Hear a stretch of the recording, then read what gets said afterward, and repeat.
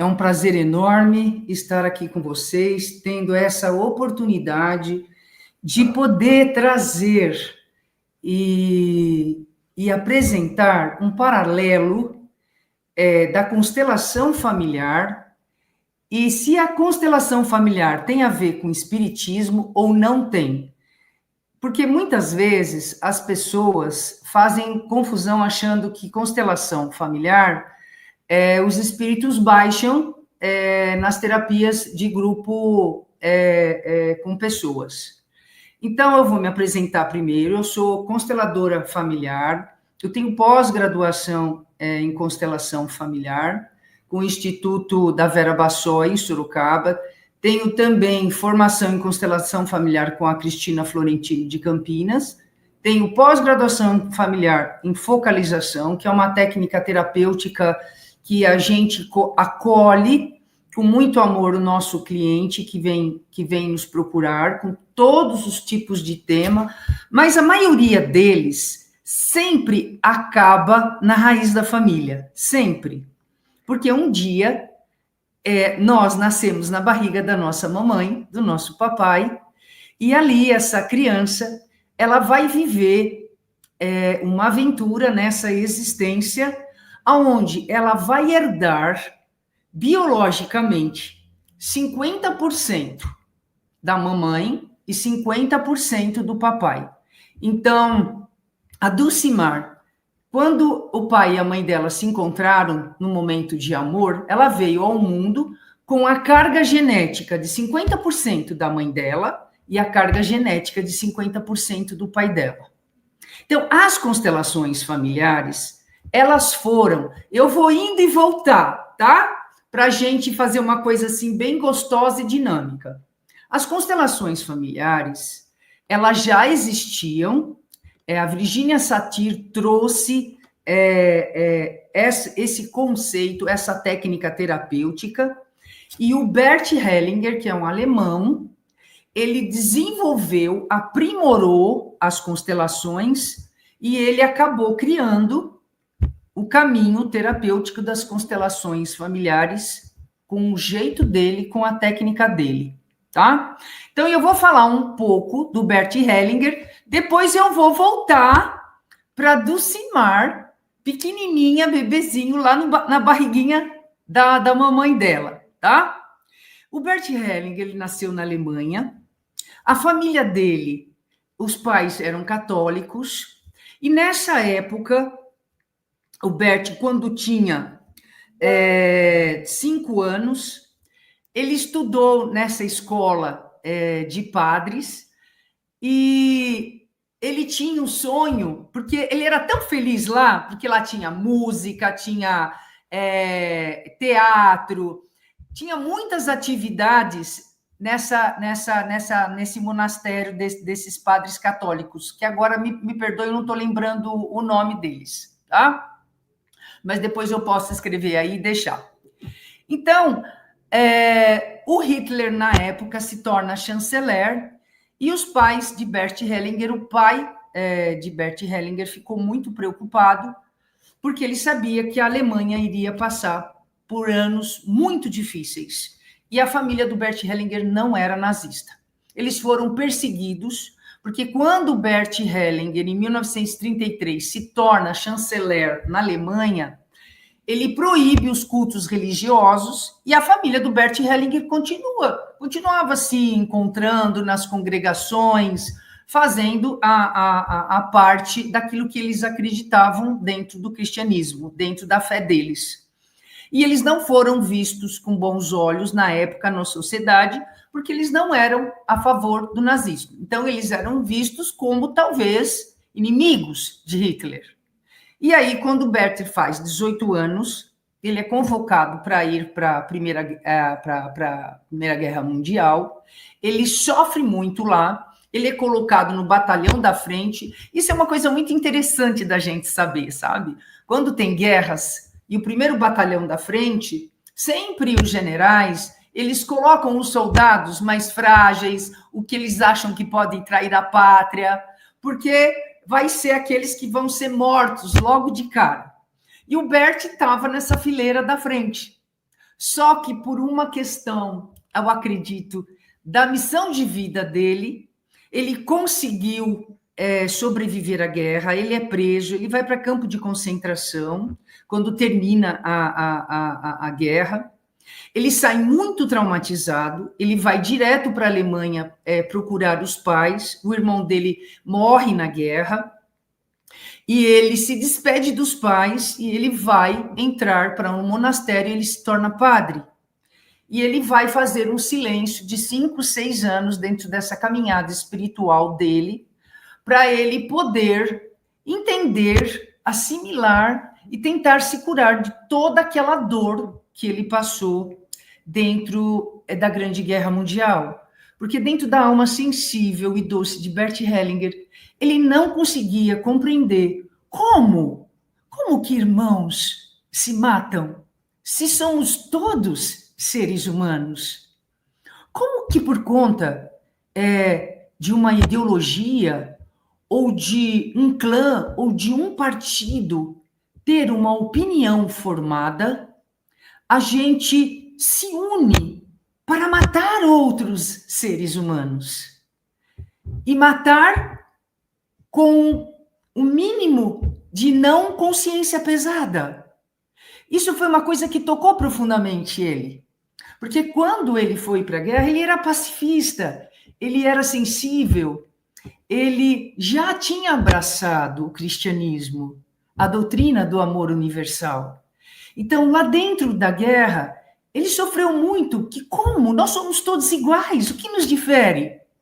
E como que nós podemos, numa guerra, sabe, a gente matar em nome de um partido ou em nome de um país, se nós somos todos irmãos? O que acontece dentro de nós que a gente é capaz de ir para as guerras e matar em nome de um ideal e esquecer que ali nós somos todos seres humanos? Então, ele se forma padre, vai para a África do Sul e ele começa a trabalhar com os Zulus. E os Zulus trazem para ele uma primeira grande reflexão. Os Zulus tinham uma tradição ancestral de que quando uma família brigava com a outra, de noite eles faziam uma fogueira e em torno dessa fogueira ficavam os anciãos mais velhos e eles faziam com que essas famílias fizessem as pazes. Toda a tribo fazia um círculo grande, tinha uma fogueira, e os anciãos faziam com que aquelas famílias fizessem as pazes.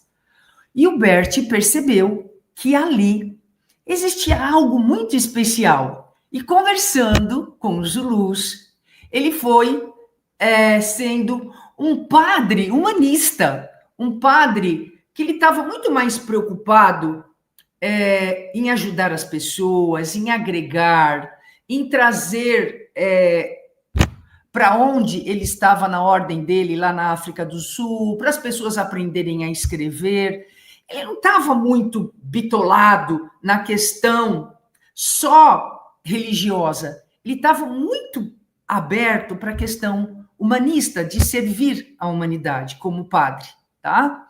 Então, ele percebe que ali os anciãos têm esse movimento de reconciliação, porque se eles não se reconciliam, isso fica para a próxima geração. Essa briga dessas famílias passa para a próxima geração. Ele achou muito interessante. Todo mundo pensa que aí foi que Bert teve o start da constelação, mas não foi. Ele guardou essa informação de que tudo aquilo que não é reconciliado vai ficar para os descendentes. Essa dor vai passar para os descendentes. Ele começa a fazer vários grupos, reúne as pessoas, faz terapias de grupo. E aí, num determinado momento, ele é chamado de volta para a Alemanha.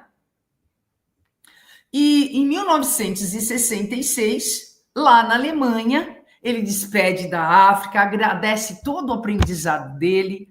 Em 1966, ele volta para a Alemanha e ele resolve começar a fazer grupos, estudar terapia, tudo que ele podia aprender na área de lidar com seres humanos para ajudá-los, para eles poderem se compreender, se melhorar, né, ele começou a fazer. Ele estudou psicanálise, ele fez um monte de curso, ele fez psicodrama, ele fez PNL, e ele vai para a Califórnia.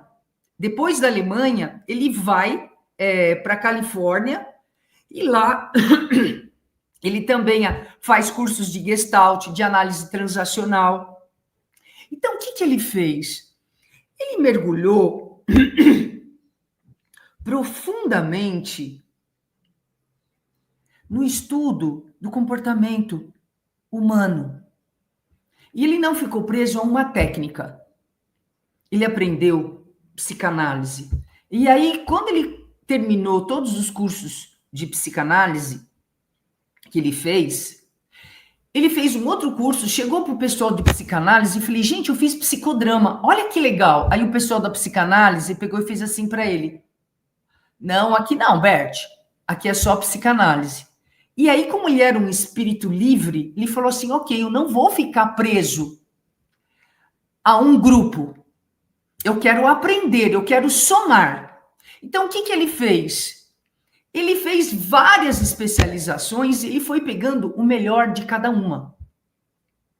E aí chega um determinado momento que ele percebe que na condição de padre, ele não estava igual a todas as pessoas. E que sempre as pessoas olhavam ele com a batina.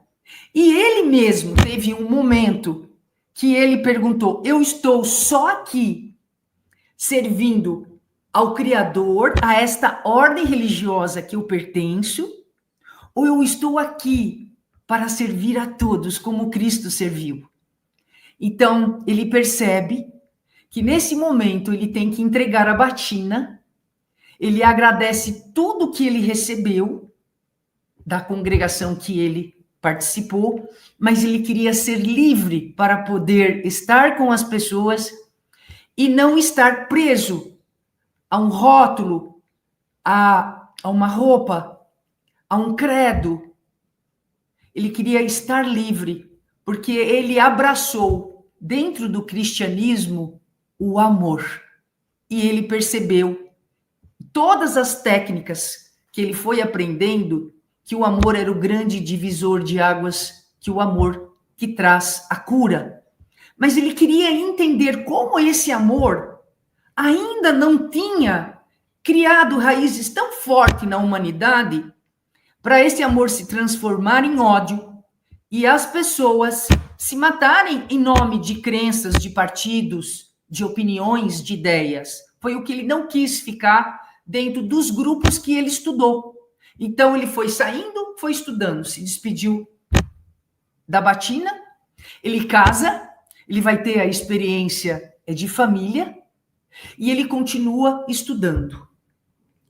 E aí, dentro de todo esse aprendizado dele, ele conhece a técnica da Virginia Satir, que ela é conhecida como a mãe da constelação familiar, isso em 1974, na Califórnia, que ele vai embora para os Estados Unidos, porque naquela época, em 1970, estava uma grande efervescência no mundo de ter um novo paradigma dentro das técnicas terapêuticas. É muito importante eu falar isso para vocês compreenderem as constelações familiares e as terapias hoje de ponta que existem na área da psicologia humanista, tá? A psicologia evoluiu muito esses 40, 50 anos. Então, o Bert vai para Palo Alto e lá existe uma reunião de psiquiatras, de psicólogos, de todos os terapeutas que estão envolvidos em querer compreender, porque é uma terapia que é só voltada para um indivíduo, o indivíduo, ele não vai para frente. Chega um momento na terapia, quando ela é focada só no indivíduo, que a terapia estaciona. Então, eles perceberam com um paciente esquizofrênico que quando ele estava bom na clínica, bem na clínica, ele ia para a família, na família ele piorava e voltava com recaída de novo para a clínica. Então, houve ali um consenso de que nós somos uma influência e nós somos a bagagem da nossa família. Que não dá mais para trabalhar um ser humano se a gente não olhar pai e mãe, da onde a gente veio, da onde a gente nasceu, da nossa origem, dos nossos antepassados, do que aconteceu com eles. Então, aí nasce no mundo a teoria sistêmica de conjunto. E isso vai para todas as áreas da ciência. A sistêmica veio em 1970 para que tudo fosse olhado não mais de uma forma cartesiana, mas de uma forma de conjunto. Então, dentro das terapias, hoje a gente tem uma visão de conjunto sistêmico. E Bert olhou para a família, porque dentro da terapia, que quando ele vê todo esse movimento lá na Califórnia, ele encontra com uma amiga dele alemã, ele encontra com a... Eu estou procurando o nome dela aqui, que eu preciso falar para vocês que é muito importante. A tia Schoferder, é um nome alemão, tá? E ela é uma diretora, eu não sei se eu pronunciei correto, mas enfim, a gente se esforça aqui. Ela é uma diretora de um hospital alemão e ela convida ele para ir fazer uma terapia familiar, uma constelação familiar de grupo. Só que a tia, ela começou a fazer a constelação dessa seguinte maneira. Lá estava a família e o Bert entra para representar o papel de um pai de um esquizofrênico. Quando o Bert entra no campo, tá lá um grupo de pessoas reunidos em volta de uma sala, nas cadeiras, e o Bert é chamado para ele representar o pai daquele esquizofrênico. Quando o Bert entra no campo da constelação familiar, no campo daquela família, naquele conjunto familiar, e toda vez que a gente entra numa constelação para representar alguém, a gente tem que fazer um processo de esvaziar, de simplesmente observar o corpo e ver o que a gente vai sentir. A gente não pode ficar influenciado pela mente. A gente tem que literalmente entrar e se entregar para o corpo, perceber quais as sensações que nós vamos ter no corpo. Nesse momento, o Bert diz que ele cai num vácuo, numa dor profunda, e ele fala, mas não sou eu. O que é isso que eu estou sentindo? Eu estou realmente sentindo no corpo todas as sensações desse pai. E ele começa a falar quando a tia pergunta para ele, a consteladora pergunta para ele, a terapêutica, e ele sai dali impactado. Esse é o caminho. E aqui existe algo profundo que eu preciso dedicar o resto da minha vida para compreender, porque isto é sério. Isso existe. Eu estou sentindo todas as dores desse pai. Como eu posso transformar tudo isso numa técnica terapêutica em que eu possa contribuir para os traumas, para as dores familiares? E assim, dali em diante, o Bert começou a construir as constelações familiares Bert Hellinger, com tudo aquilo que ele tinha estudado e com as especializações na área da psicologia que ele fez com um monte de profissional. Daquela época que ele chegou na África do Sul, em 1952, até 1974, Bert não parou de estudar e atuou em grupos, com dinâmica familiar, até que ele consegue, na Alemanha, entender que aquele era o caminho e que ele ia mergulhar profundamente nisso. Dentro desta caminhada, a constelação de Bert Hellinger tem um pilar. O pilar é o amor. Foi o que eu me apaixonei. Porque desde pequena, eu adoro Jesus. Eu sou apaixonada pelo Cristo. Desde pequena, eu ia na igreja com a minha mãe e a gente ia numa igreja chamada Nossa Senhora Coração de Jesus. Não, Sagrado Coração de Jesus, perdão. E eu, pequenininha, via minha mãe orando para Jesus e eu falava, nossa, esse cara é muito legal, eu gosto desse cara. Então, a minha mãe, dentro do catolicismo dela e da fé dela, ela fez eu já me apaixonar por Jesus, porque ela falava que ele era um homem bom, que ele era um homem que ele vivia no amor, que ele perdoava as pessoas, que ele era gentil, que ele era fraterno, que ele era ético, que ele não julgava, que ele perdoava. Eu falei, nossa, eu gosto muito desse Jesus.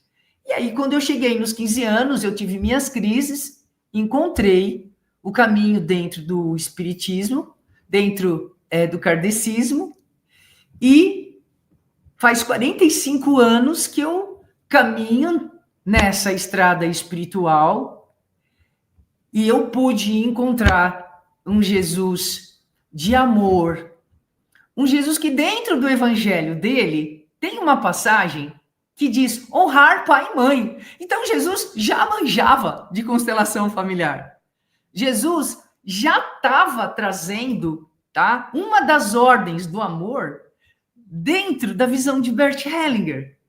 Mas Bert Hellinger não misturou a parte religiosa com a parte terapêutica dessa técnica da constelação familiar. Ele quis deixar a constelação familiar no guarda-chuva da constelação familiar, porque ela não pertence ao guarda-chuva da psicologia.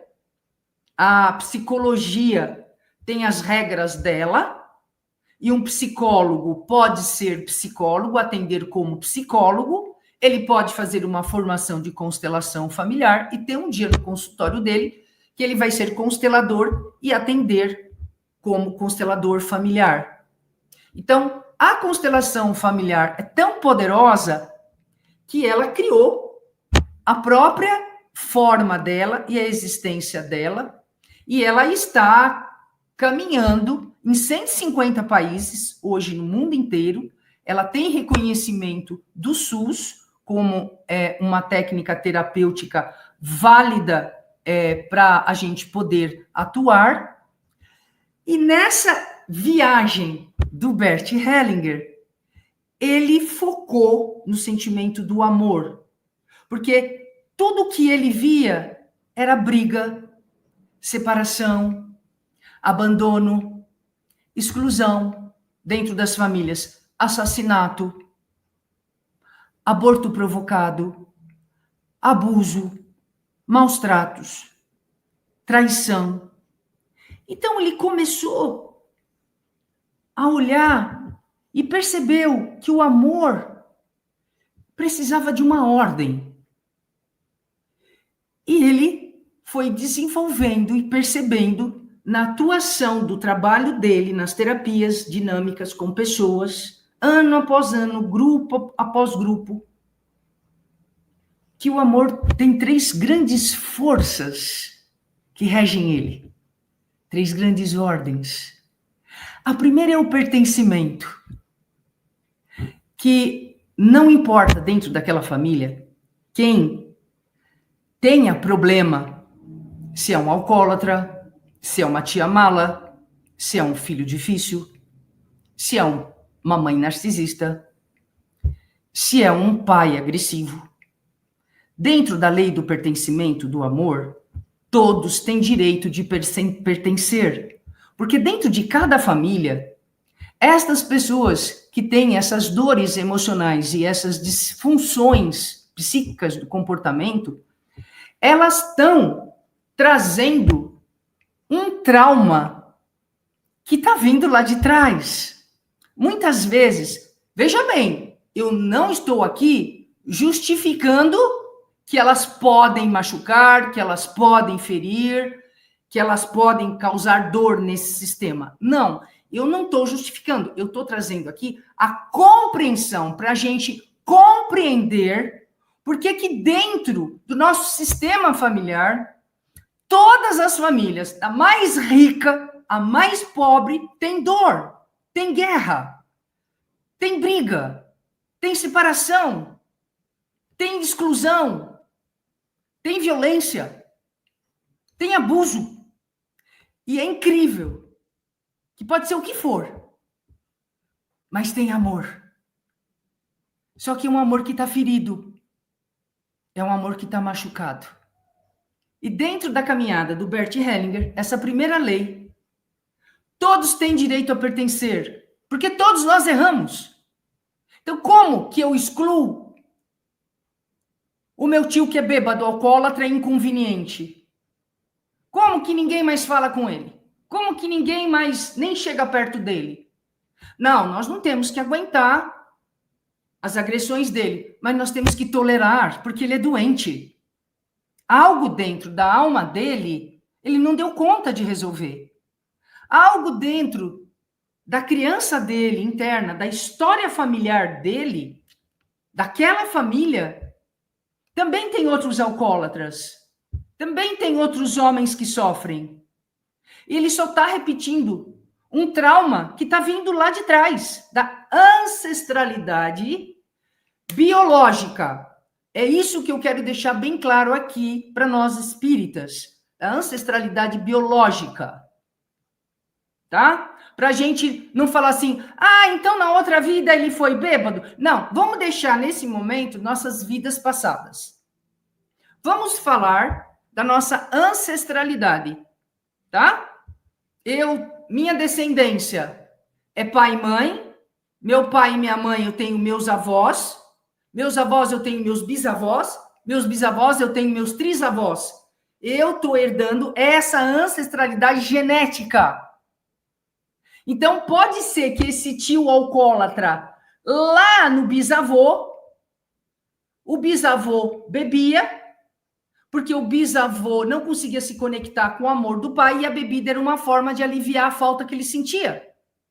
E claro que o álcool vai comprometer a parte neurológica e ele vai começar a ter comportamentos que não são agradáveis, porque nenhuma droga deixa uma pessoa normal. Qualquer tipo de droga degenera o caráter. Qualquer tipo de droga compromete o equilíbrio psíquico e emocional. Mas nós não temos direito de julgar, ele ainda está vivo. E o que a gente faz? Exclui. Quando a gente exclui, a gente não olha mais para esse tio alcoólatra mala, ele vai morrer sozinho num canto. Essa dor continua na informação dessa família, através do quê? Olha que eu estou na primeira lei de pertencimento, tá? Como que vai ficar a dor desse tio excluído? Porque dentro da lei sistêmica universal que eles descobriram, nós não podemos excluir ninguém. Porque senão a vida no planeta teria acabado. Então, sempre vai haver uma maneira desses excluídos voltarem para o sistema. Como é que vai voltar? Na próxima geração. Mas, Maria Tereza, como que isso acontece? A ciência nos trouxe a epigenética. A genética é o que a gente herda. Pelo, cabelo, unha, altura dos nossos pais, pai e mãe. A epigenética, a gente herda tudo o que aconteceu lá dos nossos antepassados, de abuso, de assassinato, de trauma, de exclusão, de guerra, de morte, de suicídio, de aborto provocado, que são as grandes dores que impactam uma família. Aquilo que aconteceu naquela família vai reverberar nas próximas gerações, enquanto isso não for curado. Então, o tio que bebia e que ninguém mais da família convidou ele para nenhuma festa e ninguém mais quis falar com ele, brigaram com ele. Não venha mais, não quero mais falar com você. Você é chato, inconveniente, você grita, você berra, depois você olha para a gente e fala, nossa, não lembro nada, não lembro de nada. E aí, exclusão. E mal a gente sabe como que esse tio morreu. Na geração seguinte, aquela família que viveu aquela dor, aquela informação, existe uma informação que aquela família viveu. Essa informação emocional, ela fica na cabeça do código do DNA.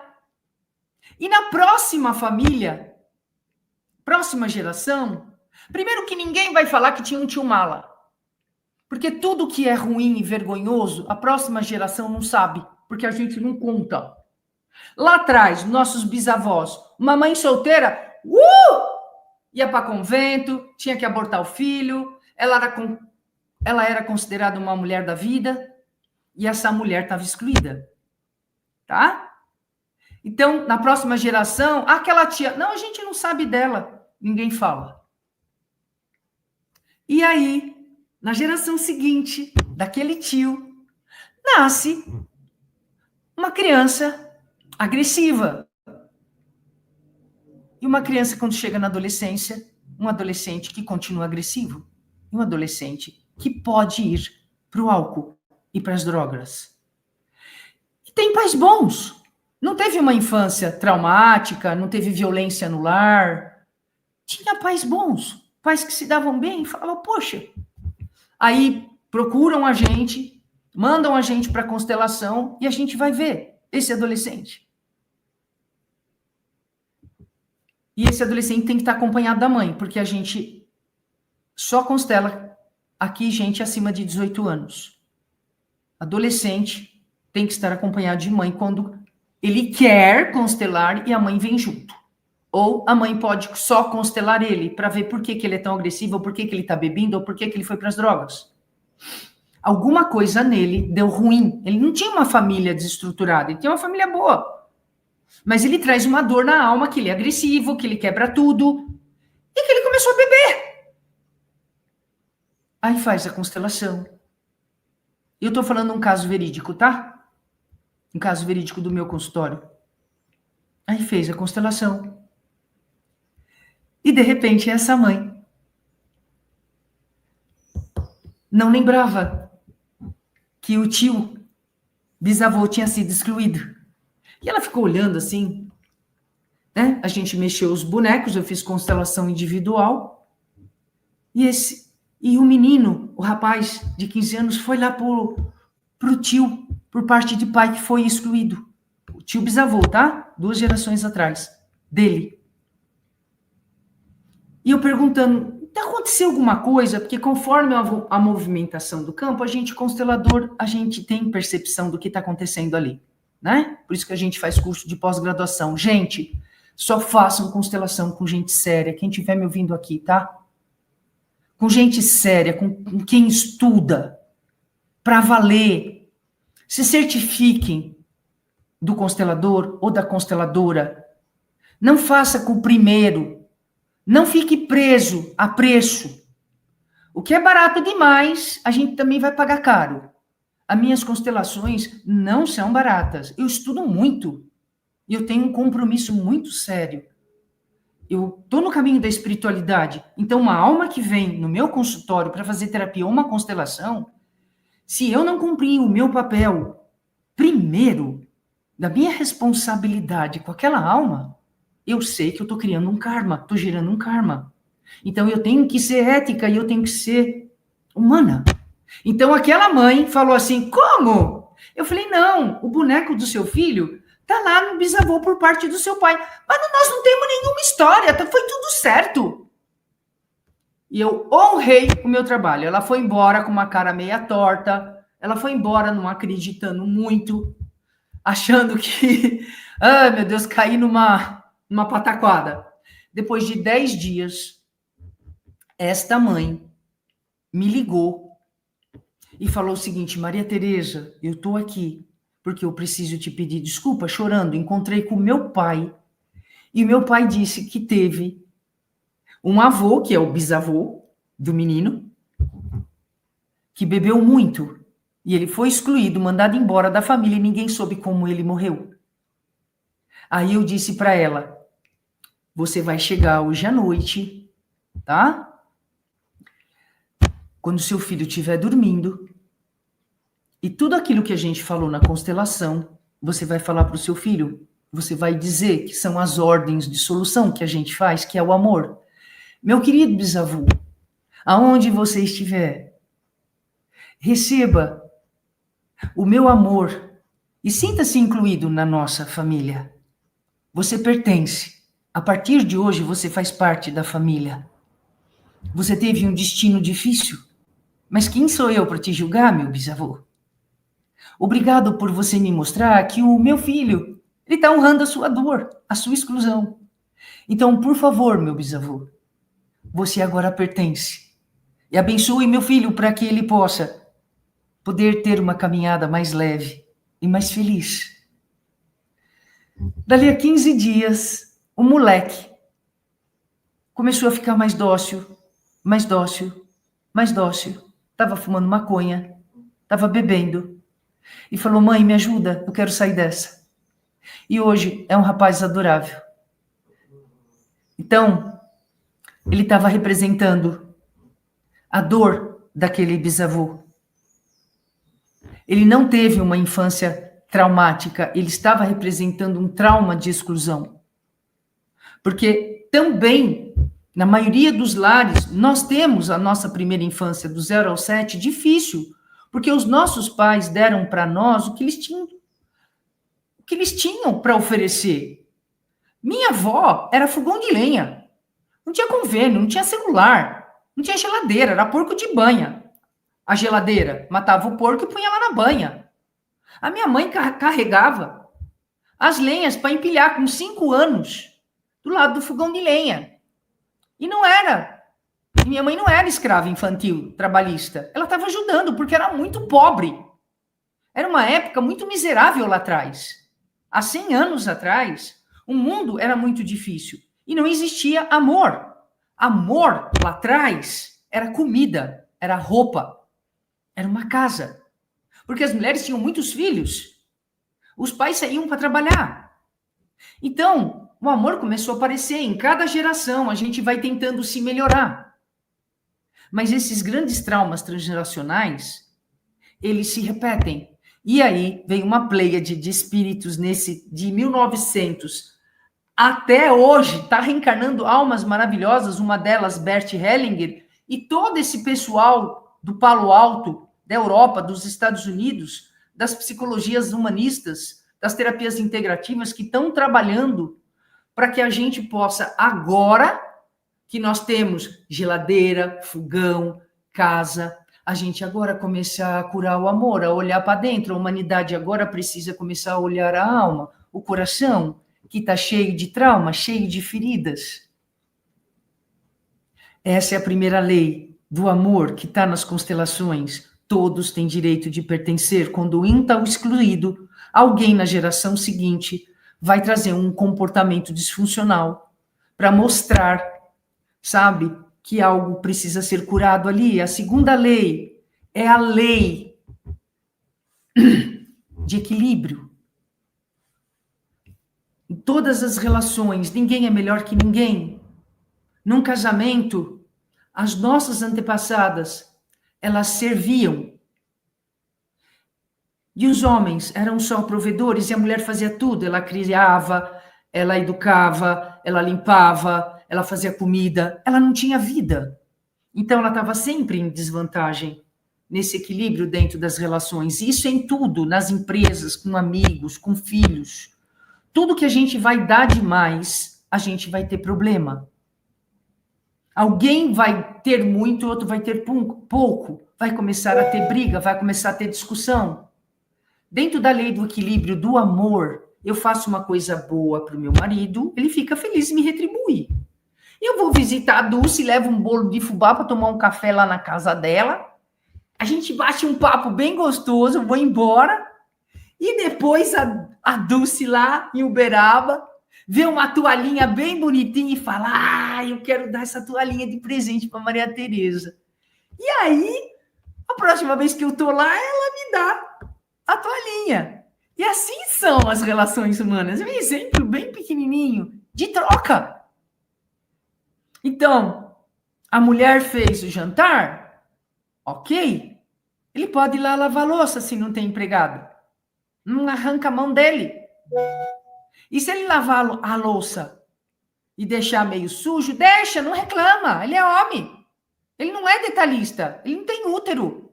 Homem não é detalhista, sensível. Homem é prático. E a gente tem que respeitar que isso é o masculino. Mas deixa ele lavar a louça do jeito dele. Elogia ele.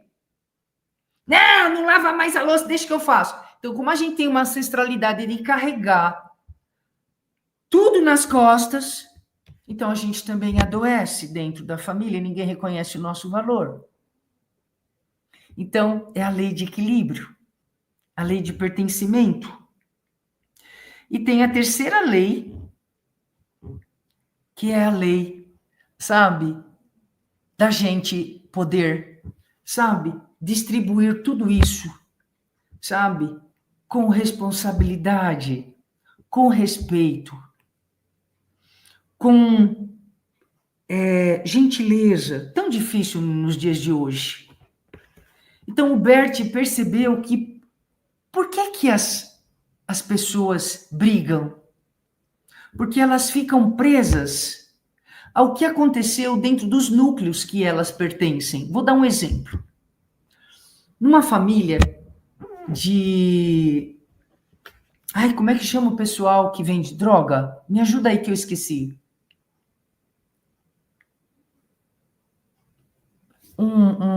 Traficante, uma família de traficante. Adriana, você poderia citar um exemplo e um filho que repete o comportamento do pai ou da mãe ainda encarnados, por favor? Então, eu dei o exemplo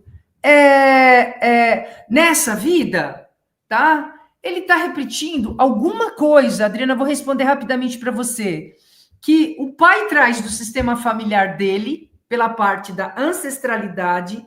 Não ponha vidas passadas aí. Nós estamos falando da parte genética, tá? Nós estamos falando aquele espírito que chegou, eu quero aquele pai e aquela mãe, eu vou ter aquele corpo biológico, aquele corpo biológico vai herdar 50% desse óvulo, 50% desse espermatozoide. Esse óvulo, esse espermatozoide tem códigos genéticos da parte biológica, mas tem códigos genéticos das histórias emocionais que aconteceram lá para trás, desses antepassados, tá? A gente precisa saber distinguir muito isso, porque por isso que o pessoal acha que constelação familiar baixa espírito que está aí no astral, tá? Não, eles podem até estar dentro da constelação, mas eles não fazem parte. Porque quando eles são honrados, se eles ainda não reencarnaram, eles ficam felizes. Esse avô, se ele não reencarnou, vou falar do avô alcoólatra, se ele não reencarnou e no momento que a mulher fez a oração, falou, meu bisavô, o senhor faz parte, nós aceitamos, eu sinto muito por tudo que o senhor passou, libere meu filho, nós o amamos, nós temos hoje muito carinho e respeito. Aonde ele estiver encarnado ou desencarnado, essa alma sente uma alegria, porque algo nela foi ressignificado, algo nela foi respeitado, algo nela foi amado e foi incluído. Então, libera o filho e libera essa alma onde estiver, reencarnado ou não. Então, esse filho que está tendo um comportamento disfuncional encarnado, ele com certeza está repetindo alguma coisa que está vindo, ou desse pai e dessa mãe. Tem que abrir a constelação para saber. Eu não consigo responder aqui, a não ser quando a gente abre a constelação para a gente saber, tá? Então, voltando para a constelação familiar, o Bert, ele fez muita questão de deixar alinhado essa questão do pertencimento, da ordem e do equilíbrio. E a segunda lei, a terceira lei, que é a da ordem, é a que está no Evangelho, honrar pai e mãe.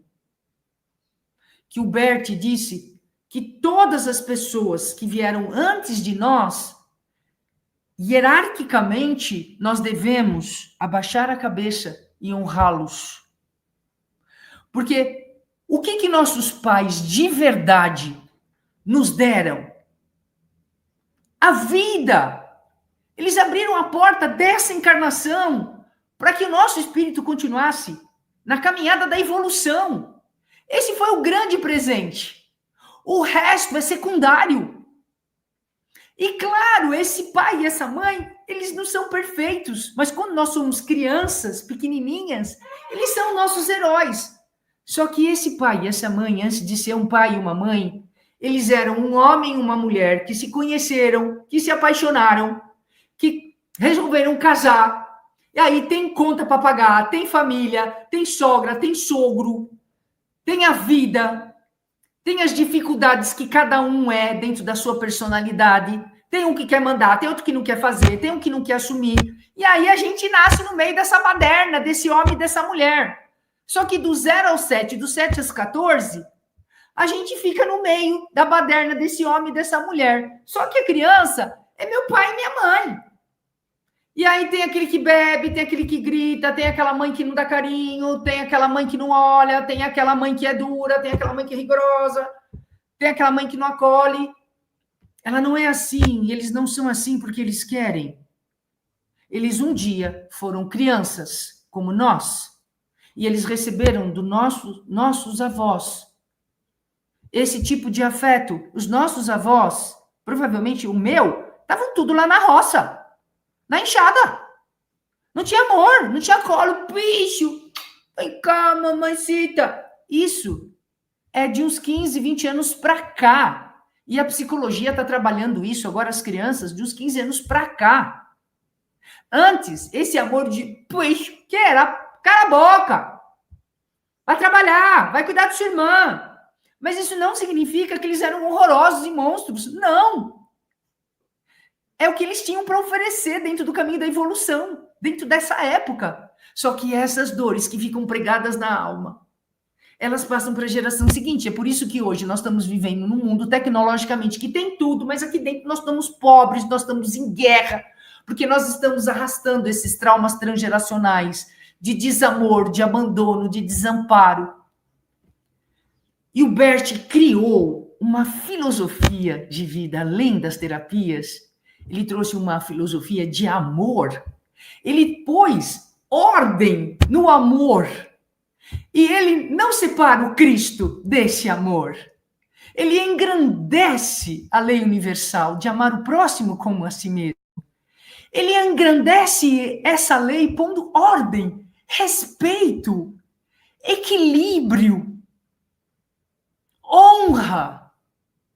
E pai e mãe é chato. Quando chega na adolescência, a gente vai ter que pôr limite. As crianças e os jovens hoje estão muito fracos porque falta limite. Nós saímos de um extremo de não ter nada e a gente deu tudo. E assim é a lei da evolução. Por isso que eles abrem a porta da reencarnação. E a gente fica cobrando e repetindo a dor deles. Então hoje a espiritualidade está trazendo para o planeta ferramenta de ponta na área da psicologia. Os psiquiatras, nos Estados Unidos e na Europa, depois das duas grandes guerras mundiais, eles entenderam que só remédio, comprimido psiquiátrico, não cura os traumas. As pessoas ficam pro resto da vida tomando medicamento e elas pioram. Então, eles estão estudando, estão descobrindo técnicas terapêuticas maravilhosas de acolhimento, de amor, de não tanto blá, blá, blá, de olhar a família. Por isso que eu amo a minha transformação nesses últimos 15 anos, depois que eu tive câncer de mama, foi maravilhosa. E é este caminho, meu propósito de vida. Porque eu tenho uma família maravilhosa? Não! Tem briga, tem encrenca. Mas hoje eu sei onde é que é o meu lugar de filha, meu lugar de irmã. E eu não vou mais, como caçula, querer resolver o problema dos meus irmãos. Eu não tenho força, é hierarquia. Quando eu era pequena, falava assim para mim, cala tua boca, você é criança, você não sabe nada. E tem hierarquia dos irmãos. Tem o mais velho, tem o do meio, tem o outro. E eu, caçula, queria lá resolver por amor. Eu quero salvar todo mundo. E aí eu vi a minha mãe sofrer, porque o meu pai era alcoólatra, meu pai bebia. E eu não queria que a minha mãe sofresse, eu ficava lá no meio e eu queria proteger a minha mãe. Então foi um trabalho com as constelações, as terapias me trouxeram de respeitar a história da minha mãe com o meu pai, foi como foi. E eu sou filha E hoje ela tem 88 anos e eu respeito ela lá na casa dela, como ela é, eu não vou mudar ela. Eu não chego na casa dela e fico, por que a senhora tem esse monte de coisa? Vamos mudar todas essas coisas?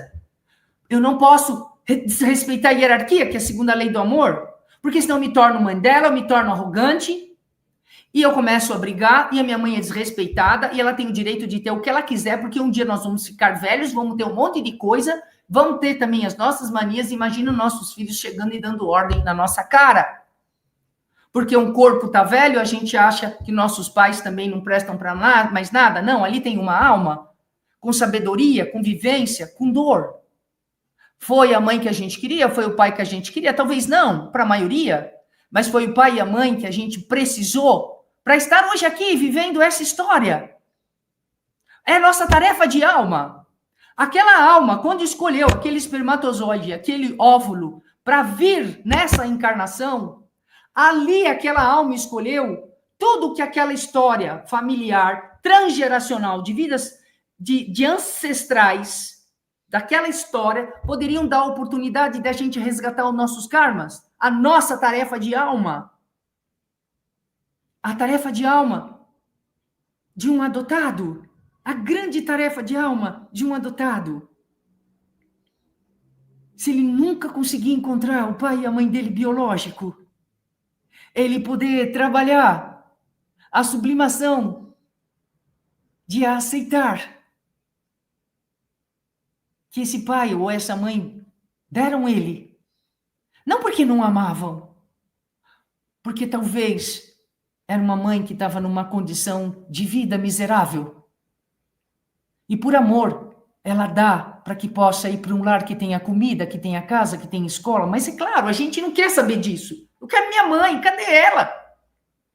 Mas quando a gente começa a ter um novo olhar, e aí a gente começa a entender, poxa, mãe, tá doendo.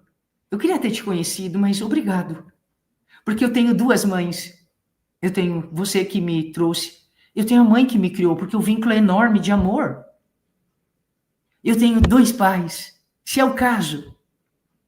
Então, o Bert trouxe, dentro das constelações familiares, para a gente ver onde é que está a encrenca, onde é que está doendo, onde a gente não vai para frente, onde estacionou com a gente, com os filhos, com o marido, com as relações, com o pai, com a mãe, com os irmãos, para a gente trazer isso para a terapia das constelações familiares e a gente começar a curar camada por camada. E constelação não é oráculo, constelação não faz milagre, e constelação vai curando uma dor de cada vez, um trauma de cada vez, é que nem uma cebola que a gente vai descascando.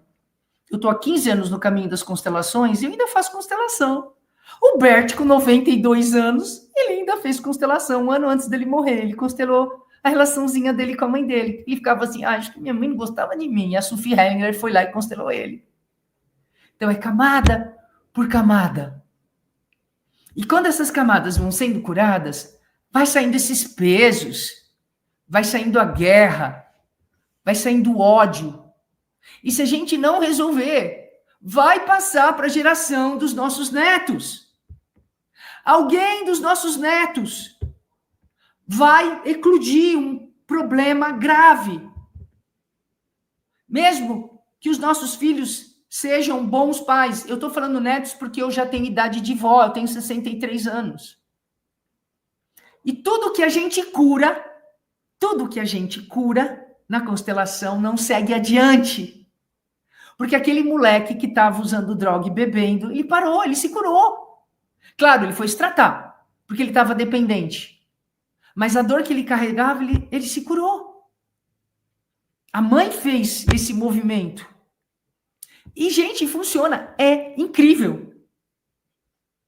Então, o Bert, ele traz a doutrina do amor do Cristo para dentro dos lares, numa forma terapêutica, não põe um dogma religioso ou uma doutrina, ele deixou a constelação no campo da ciência e trouxe também uma filosofia de vida, de amor, de perdão, de tolerância, de respeito pelos mais velhos, de equilíbrio nas trocas humanas.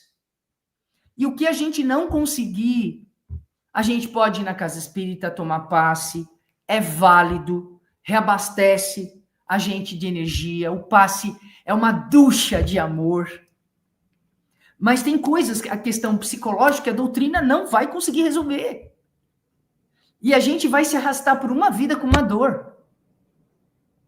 Então é maravilhoso estar falando numa casa espírita que está aberta para uma técnica terapêutica que honra amar o próximo como a si mesmo. E aí ele conseguiu compreender por que existe guerra. Porque quando dentro de uma família alguém está excluído, porque existe um preconceito, vamos falar daquele bisavô alcoólatra, ele foi excluído, ele não é aceito. E o que aconteceu? Nas próximas gerações, o alcoolismo continuou em frente, até que alguém vai ter que olhar para isso. Ah, Maria Tereza, meu tio é alcoólatra. Será que se eu fazer a constelação, ou meu pai é alcoólatra, eu vou curar o alcoolismo do meu pai? Não. O seu pai já tem uma dependência química. O que você vai curar é o trauma dessa dor que fez o seu pai estar alcoólatra. Mas o alcoolismo do seu pai, ele vai ter que pedir ajuda, ele vai ter que fazer tratamento, ele vai ter que tomar medicamento psiquiátrico, porque ele vai ter abstinência por conta do álcool. E ele vai ter que fazer isso porque ele quer, como o menino fez.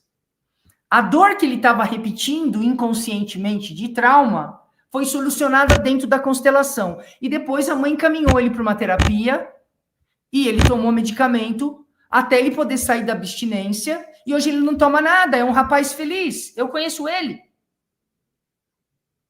Ok? A gente tem que deixar muito claro isso. Porque as pessoas acham que vai curar o alcoolismo, que vai curar a obesidade. Tá, eu tenho 100 quilos. Vem constelar. Então, aquilo que faz você não conseguir parar de comer, na constelação, você vai compreender onde que está a dor que você come tanto. E, por favor, eu vou ser morta agora com o que eu vou dizer, mas eu vou falar. A gente come. Ninguém engorda de vento. Ai, tô com 90 quilos, não como nada. Mentira. A gente come. Porcaria o dia inteiro, belisco o dia inteiro, a hora que vai fazer o prato. A gente tá compensando uma dor na comida, a gente tá se escondendo atrás. Faz a constelação. Ah, era isso. Putza! Aí depois, agora eu tenho que procurar um endócrino ou uma nutricionista e agora eu tenho que fazer um regime. Eu vou ter que emagrecer. A constelação não vai te tirar 30, 40 quilos ou 20 quilos. Mas eu garanto que você vai emagrecer, não vai engordar mais. E eu também já fui bem gordinha. E com a constelação, eu tô de boa. Eu acho que eu posso deixar por aí que o caminho da cura da humanidade é o amor. Não tem outro caminho. Mas nós precisamos compreender essas leis. E nós precisamos buscar ajuda quando a gente não consegue. A gente precisa estar aberto para conhecer e investigar. As constelações são muito mal faladas. E não é verdade. É pela... Infelizmente, em todas as profissões, tem os bons profissionais e os maus. Por isso que eu disse no começo dessa live, procure pessoas que fizeram curso de pós-graduação, porque vai ter que estudar 1 ano. E não é qualquer profissional que tem a chancela de uma faculdade para dar um curso de pós, então vai ser um bom profissional. Investigue esse profissional, entre no site dele, veja os atendimentos dele, converse com alguém que já passou por ele. Não se entreguem para o primeiro. E se alguém oferecer uma constelação, sabe, a troco de banana, se não tiver dentro de um projeto social, porque a minha professora Florentino, ela tem um projeto social maravilhoso quando a turma se forma, para a turma adquirir experiência e dar condição para quem está passando por aperto. Mas também a gente não pode ficar vivendo de esmola, porque isso também a gente tem que olhar para a constelação. Por que a gente Tá sempre coitadinho, por que eu não prospero? Ai, tudo eu quero que todo mundo me ajude. Aí tem alguma dor nesse sistema, que vive na pobreza, na miséria, na escassez. É tudo amor, gente. No fim, a nossa caminhada. E Jesus trouxe como uma grande lei universal. É o amor que vai reger a sociedade nova do futuro. É no Sermão do Monte que ali está o código de ética moral para essa humanidade que está sendo. A nova Terra já está sendo construída por nós. Olha nós aqui, construindo uma nova forma de pensar, trazendo informação, unindo as famílias, falando para que as pessoas busquem ajuda, para que as pessoas se curem, para que as pessoas, sabe, se respeitem. E não vai vir mais ninguém salvar nós, tá? Nós estamos maduros agora o suficiente. A nossa lição agora é coletiva. Todos vão ter que pôr a mão na massa para a gente estar nesse mundo melhor. E eu sou discípula apaixonada pelo caminho do amor. Eu estou aqui. Eu tive câncer há 15 anos atrás. E foi nesse caminho, eu tive a sorte de poder ressignificar a minha história e estar tendo oportunidade de estar aqui. Também não estou prometendo nada para ninguém, eu me curei. Eu fui fazer a minha lição de casa, foi a minha história. Mas sempre é o perdão, é amor, é a reconciliação e o respeito. Bert Hellinger merece todo o nosso respeito, a nossa honra, porque ele trouxe uma filosofia e uma técnica terapêutica que funciona e que faz com que as famílias possam viver mais em paz, mais em harmonia, e que esses traumas não se repetem na geração seguinte. Agradeço a oportunidade de estar aqui, de ter contribuído, de ter ajudado de alguma maneira a poder esclarecer o que as constelações familiares são. O caminho dela é o amor, e o amor tem a ver com o caminho do Cristo. Então, o meu respeito e a minha reverência e obrigado por essa oportunidade.